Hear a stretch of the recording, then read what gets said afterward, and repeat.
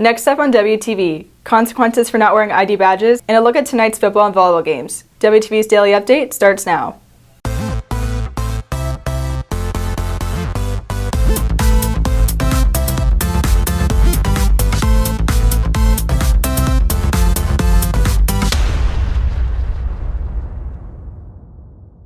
Good morning, Red Hawk Nation. Today is Friday, September 7th, and I'm Jordan Klein with today's Daily Update, brought to you by Wingspan TV.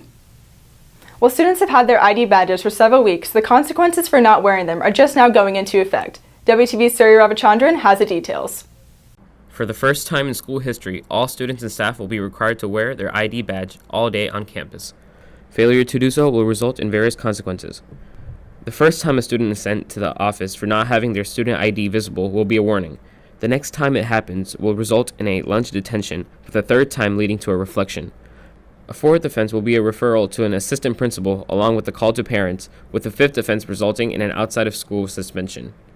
For school resource officers Glenn Hubbard, this is an important change to school security. The ID badges allows the staff and other students to know who's in the school.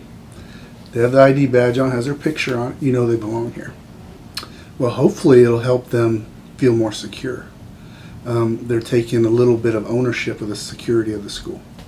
Adding an extra layer of security, the ID badges will help school officials make sure students are leaving campus at the right times, with each ID indicating whether a student has late arrival, early release, or a CTE class. However, ensuring that only Liberty students are on campus is the main focus of the change. One of the biggest issues we've always had on our campus is making sure that only students that are Liberty students are on campus. We have so many exterior doors, and students are frequently opening doors to let kids in.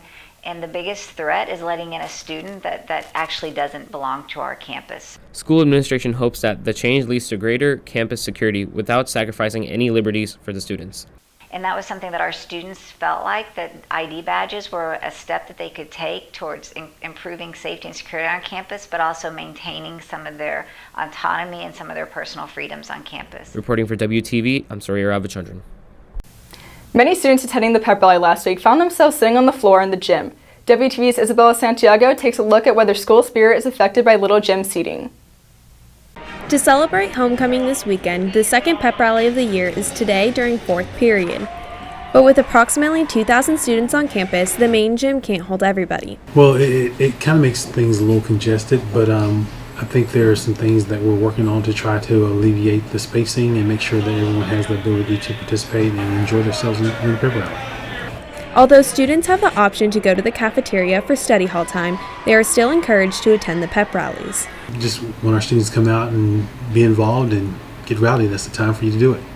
However, some students on campus don't believe the lack of gym space impacts school spirit. I think it's a good thing to have. I think it definitely helps a lot and gets people excited for the game or whatever's going on that week. For WTV, I'm Isabella Santiago.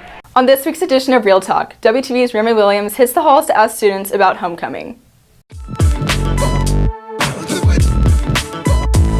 This is WTV's Remy Williams with this week's edition of Real Talk. And today we're going to hit the halls and find out how students feel about homecoming. Are you going to the homecoming football game? No, because I have to go and get a haircut. How are you going to feel if the weather's bad during that? I'm going to cry because I really want to go. Why wouldn't you go to your first homecoming? I don't know. I guess it would be awkward because no one else, I guess, in freshman year usually goes to homecoming. And I guess being there by yourself would just kind of feel awkward while everyone else is like seniors and juniors. What are you most looking forward to homecoming? Hanging out with my friends, I guess. That's kind of it. Are you going to homecoming? No. Why not? I just think it's dumb unless you don't have a date, like you don't really have anything to do. And you're just kind of standing there, so Are you going to the homecoming football game? Nope, I don't want to go. It's not my vibe. Do you think there'll be a problem with the heat with homecoming being so early? Probably not. I mean, I guess there's no really problem associated with that. I'm Remy Williams, and this has been another edition of Real Talk. Football takes on Creekview tonight in the homecoming game, and volleyball takes on Lone Star. WTV Sports has the preview. Red Hawk Sports are busy with two teams in action tonight. Volleyball plays in their 5th district matchup in what is shaping up to be a competitive race for a playoff spot. 5 teams currently sit at 3-1 in District 9 5A. After a loss to Lakeland, the team found their stride, now coming off a 3-game winning streak, looking to continue that tonight against Lone Star, who holds a district record of 1-3. The game will begin at 5:30 at Lone Star High School. Tonight is the homecoming game for the Redhawks football team with Friday night lights at Memorial Stadium. For the team, the homecoming atmosphere is unmatched to the other games they play throughout the season. The homecoming atmosphere really hypes everyone up, especially during the game, on the sidelines, and in the locker room at halftime. Everyone's freaking out because it's homecoming. We're all ready to go, ready to play to make everyone happy. The team faces off against Creekview, who is ranked 1,001 in the state according to Max Preps. Senior offensive lineman Stafford Johnson said the team learned a lot from last Friday's loss to North Garland. Last week's game, we learned that you can't come out expecting to win. You can't come out, super cocky and, just all about how you're going to win, when you're going to win, how you're going to win, everything, You have to just play hard and give effort on every single play, and we can't take any reps off. The game is at Memorial with kickoff at 7 p.m. For WTV Sports, I'm Davis O'Brien. If you're looking for more from Wingspan, you can follow us at Liberty Wingspan on Twitter, Instagram, and Facebook, or visit our award-winning website, libertywingspan.com. WT's Wade Glover brings you today's announcements.